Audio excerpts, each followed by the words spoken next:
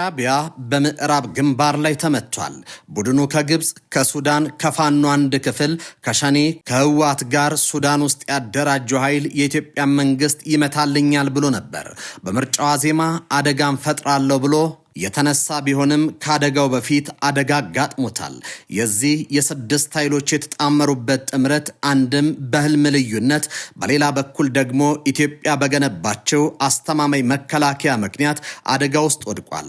ማሳያዎችን እንመልከት። ህወሓት ወልቃይትን መያዝ ይፈልጋል። ፋኖ ደግሞ ይህንን አይፈቅድም። በኦሮሞ ነጻነት ሰራዊትና በፋኖ መካከል ያለው የሀገር ምስልን የተመለከተ ቅራኔ አሁንም አልተፈታም። ሻቢያና ህወሓት ተማመኑ ኃይሎች አይደሉም። ከዚህ ባሻገር ከሰሞኑ ሮይተርስ ይዞ የወጣው ዘገባ ለሻቢያ ደጋፊዎች እረፍትን የሰጠ ቢሆንም አሜሪካ ሻቢያ ላይ የነበራት አቋም አልተለወጠም በማለት ተንታኞች የኤርትራ መንግስት ደጋፊዎች ላይ ውሃ ቸልሰዋል። ነገሩ እንደዚህ ነው። በአፍሪካ ቀንድ የፖለቲካ ማዕበል ውስጥ የዶናልድ ትራምፕ አስተዳደር ወደ ስልጣን መምጣት አዲስና ግልጽ የሆነ የዲፕሎማሲ ፈር ቀዷል። ይህም በጽንሰ ሐሳብ ደረጃ ትራንዛክሽናሊዝም ወይም ውጤትና በንግድ ልውውጥ ላይ የተመሰረተ የውጭ ግንኙነት ተብሎ የሚጠራው ነው። ይህ የትራምፕ ፍልስፍና የሀገራትን ዲሞክራሲ ስርዓት ወይም ሰብአዊ መብት አያያዝን ከመመዘን ይልቅ አሜሪካ ከዚህ ግንኙነት ምን ታተርፋለች የሚለውን ጥያቄ ቀዳሚ ያደርጋል። በዚህ መነጽር ሲታይ የፎሪን ፖሊሲ መጽሔት በዝርዝር እንደዘገበው ኢትዮጵያ ለአሜሪካ የአውሮፕላን አምራች ኩባንያ ለቦይንግ ያላት ታማኝነትና ግዙፍ ግዢ አሜሪካ ለኢትዮጵያ የምትሰጠውን ቅድሚያ ከፍ አድርጎታል። ትራምፕ ለኢንዱስትሪና ለስራ ዕድል ፈጠራ ያላቸው ትኩረት ስናስተውል የኢትዮጵያ አየር መንገድ በቢሊዮን የሚቆጠር ዶላር በማውጣት የአሜሪካ ምርት መሸመቱ በዋሽንግተን እንደ ትልቅ የዲፕሎማሲ ካፒታል ይቆጠራል። ይህም አሜሪካ ከኤርትራ ይልቅ ለኢትዮጵያ ስልታዊ ቅድሚያ እንድትሰጥ የሚያደርግ ዋነኛ ምክንያት ነው።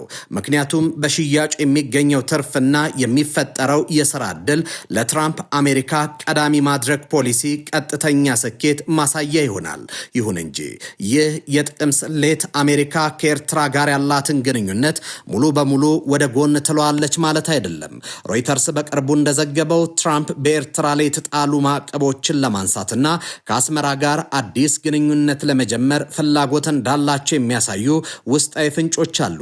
ይህ እርምጃ በተለይም የቀይ ባህር ደህንነትን ለመጠበቅና በኢራን ምክንያት የሆርሙዝ ወሽመጥ ቢዘጋ ለዓለም አቀፍ ንግድ እንደ አማራጭ የሚታየውን መስመር ለመቆጣጠር ካለው ስልታዊ ፍላጎት የመነጨ ነው።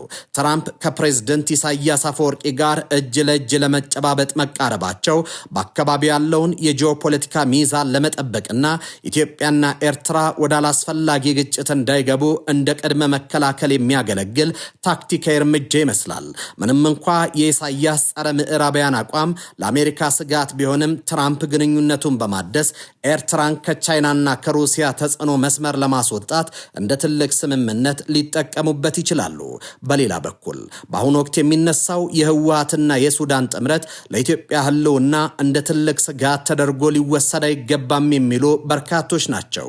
ኢትዮጵያ ያሏት ውስጣዊ አቅሞችና ቀጠናዊ ተጽዕኖች እንዲህ ያሉ ጊዜያዊ ጥምረቶችን የማቋቋም ብቃት አላቸው።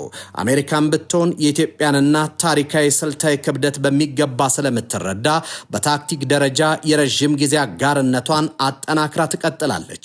ዋሽንግተን በኢትዮጵያ የሚታየውን ማናቸውም የውስጥም ሆነ የውጭ ጫና እንደ ቀጠናው አለመረጋጋት ምንጭ ስለምትመለከተው ኢትዮጵያን የማዳከም ፍላጎት አይኖራትም። ይልቁንም የቦይንግ አውሮፕላኖች በኢትዮጵያ ሰማይ ላይ የሚሰሩት ድምፅና በሁለቱ ሀገራት መካከል ያለው የንግድ ትስስር አሜሪካ ለኢትዮጵያ ያላትን ታማኝነት የሚያጸና የዲፕሎማሲ መልህቅ ሆኖ ያገለግላል። በመሆኑም የትራምፕ አስተዳደር ከኤርትራ ጋር የሚፈጥረው ወዳጅነት ኢትዮጵያን ለመጫን ሳይሆን ቀጠናውን በአሜሪካ ቁጥጥር ስር ለመዋል የሚደረግ የሰፊው የዲፕሎማሲ ጨዋታ አካል ተደርጎ ሊወሰድ ይችላል። በዚህ መሃል ግን ኢትዮጵያ አሁንም የአሜሪካ ቁልፍና የማይተካ የታክቲክ አጋር ሆና ትቀጥላለች። ሰላምታችን በያላችሁበት ይድረስ። ይህ መሃል ሚዲያ ነው። ትራምፕ በኤርትራ ላይ የሰጡትን አስተያየትና ሻቢያ በኢትዮጵያ ላይ ያደራጀውን ኃይል እየተመለከትን አብረናችሁን ቆያለን። አብራችሁን ቆዩ። ብዙዎች ወደውታል፣ ብዙዎች ይፈልጉታል፣ የብዙዎች የመጀመሪያ ምርጫ ሆኗል። የስኬታማ ሰዎች የዘመን ህይወትን ለሚሹና በልዩነት ለመኖር የሚፈልጉ ሰዎች የሚመርጡት ልዩ ስፍራ ነው። ታላቅ የህንጻ ጥበብ፣ ዘመን ተሻጋሪ ጥራት፣ በአይነቱ ልዩ የሆነ የኑሮ ዘይቤ፣ ብዙዎች ሲመኙት የነበረ ህይወት ከምኞት ባሻገር እውን ሆነ። በኢትዮጵያ ለመጀመሪያ ጊዜ ዓለም አቀፍ ስታንዳርድ ያለው ትክክለኛ ለክሸሪየስ ላይፍ ስታይል የሚያገኙበት ግዙፍ የመኖሪያ መንደር እዚሁ መዲናችን አዲስ አበባ ከወዳጅነት ፓርክ አጠገብ ከሼራተን ሆቴል ፊት ለፊት በአሚባራ ፕሮፐርቲስ የተገነባ ነው። ለሽያጭ አወጣናቸው ከባለ አንድ መኝታ እስከ ባለ 4 መኝታ እንደዚሁም ለክሸሪየስ ፔንት ሃውሶች ሲሆኑ በዓሉን በማስመልከት ለጥቂት ቀናት የሚቆይ ከ1 ሚሊዮን እስከ 7.4 ሚሊዮን ብር የሚደርስ ቅናሽ ማዘጋጀታችንን ስንገልጽ በደስታ ነው። ሳያመልጡ ፈጥነው ይመዝገቡ፣ ይጠቀሙበት፣ ይገባውታል። ለበለጠ መረጃ በ0922 82 36 71 ደውሉ። አሚባራ ፕሮፐርቲስ።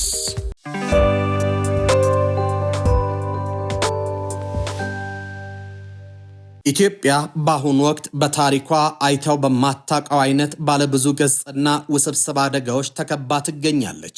እነዚህ አደጋዎች ከውጭ ሀገራት እስከ ሀገር ውስጥ ታጣቂ ኃይሎች የሚዘልቁ ሲሆን እያንዳንዳቸው የሀገሪቱን ሉዓላዊነትና ሕልውና ለማዳከም የራሳቸው ሚና እየተጫወቱ ይገኛሉ። ግብፅና ሱዳን የታላቁን የህዳሴ ግድብ ግንባታና ሙሌት እንደ ሰንካላ ምክንያት በመጠቀም ኢትዮጵያም በዲፕሎማሲና በደህንነት መስኮች ለማዳከም ሌት ተቀን እየሰሩ ነው።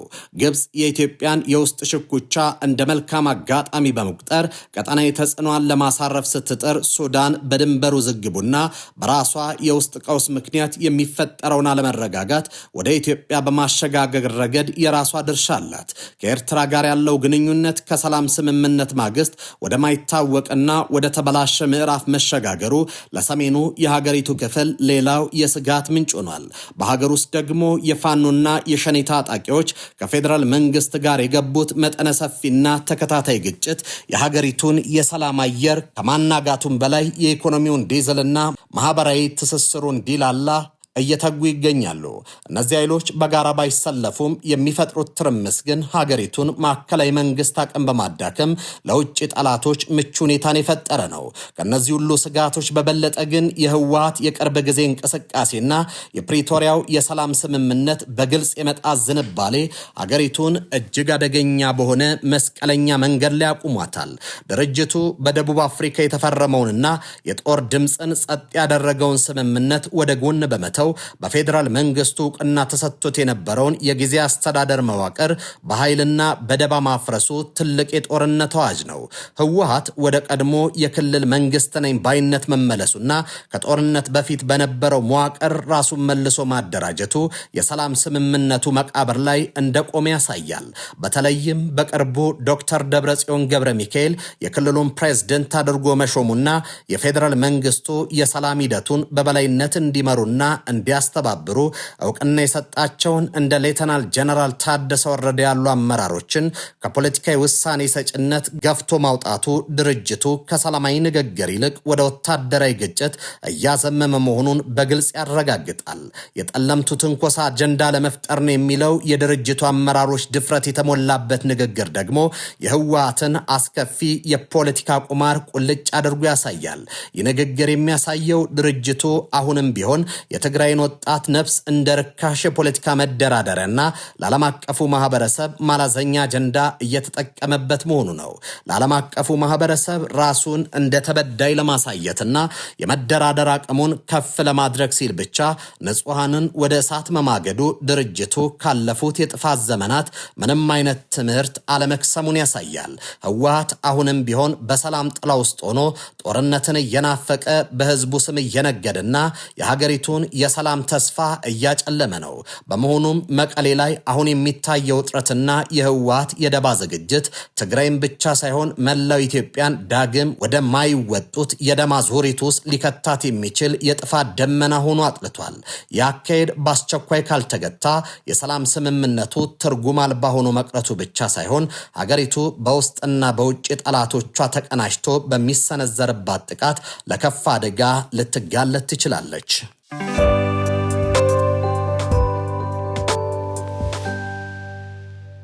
ኢትዮጵያ በአሁኑ ወቅት በታሪኳ ታይቶ በማይታወቅ ደረጃ ዘመናዊና ስትራቴጂያዊ የመከላከያ ኃይል ግንባታ ላይ የምትገኝ ሲሆን የብርቱ ኃይል ሀገሪቱን ከከበቧ ዘመነኛና ታሪካዊ ጠላቶች በላቀ ቁመና ላይ ያደርጋታል። በአሁኑ ወቅት የኢፌድሪ መከላከያ ሰራዊት በሰው ኃይል ስልጠና፣ በቴክኖሎጂ ታጥቆ መገኘትና በውጊያ ልምድ ካዳበረው ብቃት አንጻር ሲመዘን ከሻቢያም ሆነ ከሱዳን ሰራዊት በላቀ ደረጃ አስተማማኝ የመከላከልና የማጥቃት አቅም ገንብቷል። በተለይም ግብጽ በተዘዋዋሪ በገንዘብና በቁሳቁስ የምታግዛቸው የጥፋት ኃይሎች በኢትዮጵያ ላይ የሚሰነዝሩትን የደባ ሙከራ ለመቀልበስ ሰራዊቱ በየብስ በሰማይና በባህር ኃይል ዘርፎች የፈጠረው ቅንጅት እጅግ አስገራሚ ነው። ኢትዮጵያ በሰሜን አቅጣጫ በኩል ከህወሓት የሰላም ስምምነት መጣስና ከሻቢያ ትንኮሳ የሚሰነዘሩባትን ፈተናዎች እንዲሁም በምስራቅ አቅጣጫ የሚነሱ የሉዓላዊነት ስጋቶችን በአንድነት የመመከት አቅም እንዳላት በተግባር እያሳየች ነው። ይህ ሰራዊት ካለፉት የጦርነት ድሎች የቀሰመውን ተሞክሮ አሁን ካለው የሰው አልባ አውሮፕላኖች፣ ድሮንስና ዘመናዊ የሚሳኤል ድብደባ አቅም ጋር በማጣመር ማናቸውንም የውጭ ሞራሪ የሆነ የውስጥ ባንዳን በአጭር ጊዜ ውስጥ የማንበርከክ ብቃት አለው። ግብጽና መሰል የኢትዮጵያ ደካማ መሆን የሚመኙ ኃይሎች በፕሮፓጋንዳና በሴራ ሊያዳክሟት ቢሞክሩም የኢትዮጵያ መከላከያ ሰራዊት ግን የአፍሪካ ቀንድ የሰላም ዋስትና ሆኖ መቀጠሉን በተግባር እያረጋገጠ ነው። አገሪቱ በሰሜኑም ሆነ በምስራቅ የተጋረጡባትን ጂኦፖለቲካዊ ሴራዎች በድል እንደምትወጣቸው ምንም ጥርጥር የለውም።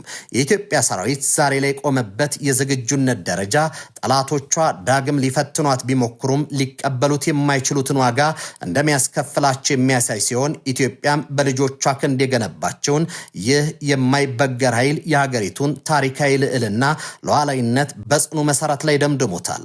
ኢትዮጵያ በአሁኑ ወቅት የገነባቸው የመከላከያ ኃይል ከየትኛውም ጊዜ በላይ በቁጥር፣ በስልጠና፣ በቴክኖሎጂ ታጥቆ መገኘት ረገድ የቀጠናውን ግዙፍ ኃይል ሆኖ መውጣቱ የማይታበል እውነት ነው።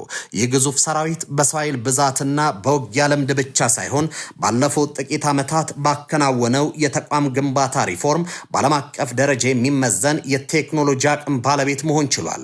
ከኤርትራ፣ ሻቢያና ከሱዳን ወታደራዊ አቅም ጋር በንጽጽር ሲታይ የኢትዮጵያ መከላከያ ሰራዊት በተለይም በዘመናዊ የአየር ኃይል ግንባታ፣ በሰው አልባ አውሮፕላኖች፣ ድሮን ቴክኖሎጂና ከባድ መሳሪያዎች አሰላለፍ ረገድ እጅግ የላቀ ደረጃ ላይ ይገኛል። ሱዳን በውስጥ ጦርነት እየታመሰችና ወታደራዊ መዋቅሯ በሁለት ጎራ ተከፍሎ እየደፈረሰ ባለበት፣ ኤርትራም ካላት ውስን የሰው ኃይልና ጊዜው ያለፈበት የጦር መሳሪያ ክምችት አንጻር ኢትዮጵያ በአንጻራዊነት እጅግ ዘመናዊና የተደራጀ ኃይልን ይዛ ትገኛለች።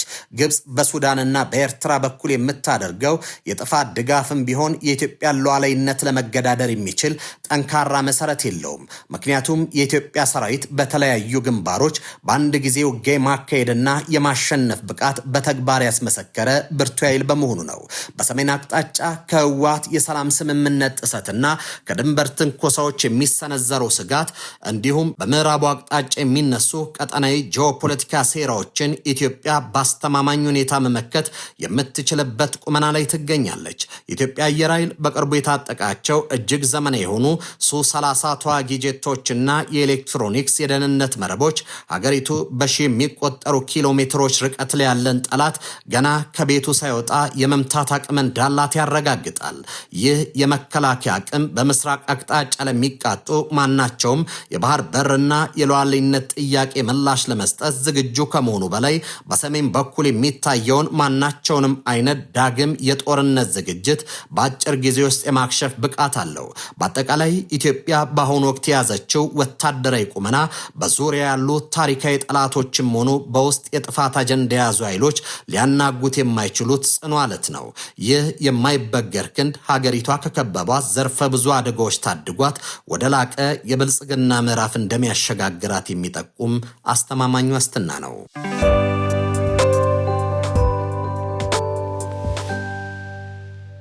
ብዙዎች ወደውታል፣ ብዙዎች ይፈልጉታል፣ የብዙዎች የመጀመሪያ ምርጫ ሆኗል። የስኬታማ ሰዎች የዘመን ህይወትን ለሚሹና በልዩነት ለመኖር የሚፈልጉ ሰዎች የሚመርጡት ልዩ ስፍራ ነው። ታላቅ የህንጻ ጥበብ፣ ዘመን ተሻጋሪ ጥራት፣ በአይነቱ ልዩ የሆነ የኑሮ ዘይቤ፣ ብዙዎች ሲመኙት የነበረ ህይወት ከምኞት ባሻገር እውን ሆነ።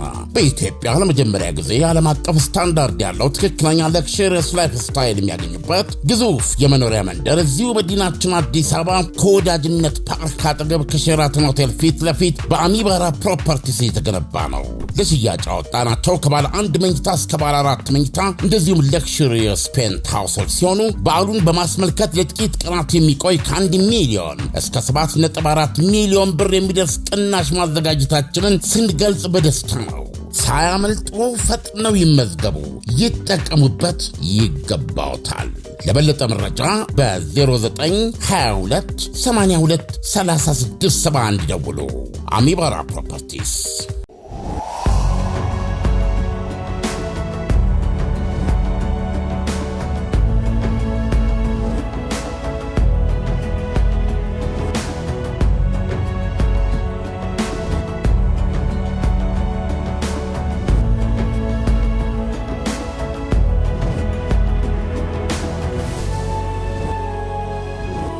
ሚሊዮን% እርግጠኛ ነኝ ኢትዮጵያ ተዘግታ አትኖርም። ማንም ፈለገም አልፈለገም።